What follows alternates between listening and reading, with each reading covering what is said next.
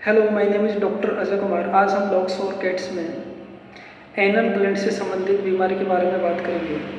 जो anal gland होती है डॉग्स की, जो एनल एरिया होता है जहाँ से डॉग्स पोटी करता है, उसके दोनों साइड होती है।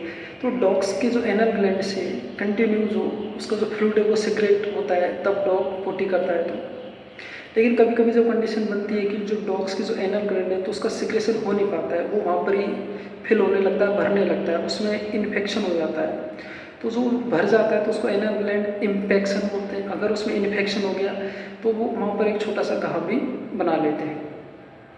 तो ज़्यादातर कंडीशन में ऐसा होता है कि एनल ग्लैंड का जो फ्लूइड सिक्रेट नहीं होता है तो वहाँ भरता जाता है। अगर वहाँ भरता है तो डॉग को वहाँ पर पेन फील होता है, स्वेल होता है एरिया, तो उसकी वजह से डॉग बार बार अपने जो एनल एरिया को हार्ड सरफेस पर घिसने की ट्राई करता है, वहाँ पर बार बार चाटने की ट्राई करता है।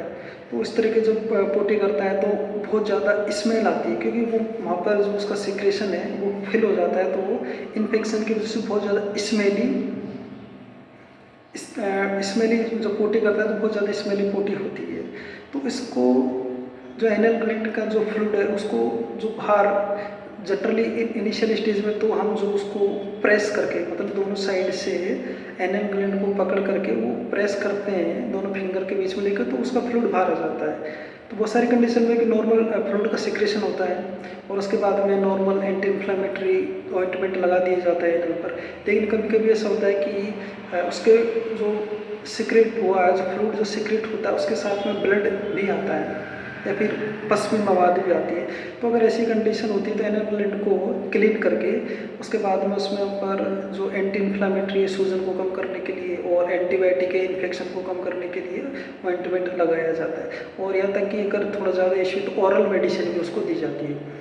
तो डॉग्स की इसमें जो अगर रेगुलर चेकअप में भी अगर हम एनल ग्लैंड को क्लीन करवाएं तो ऐसी कंडीशन नहीं बनती है। इसके बाद में एक और कंडीशन बनती है कि अगर एनल ग्लैंड में इन्फेक्शन हो गया और इन्फेक्शन होने की वजह से वहाँ पर अगर गांठ बन गई तो एब्सिस बन जाती है। तो वो एब्सिस बनती है तो फिर उसको वो एज ए फिर ऑपरेशन की तरह उसको ट्रीट करना पड़ता है। तो आप रेगुलरली डॉग्स और कैट्स की एनल ग्लैंड को क्लीन करवाएं ताकि इस तरह की प्रॉब्लम डॉग्स को क्रिएट ना हो।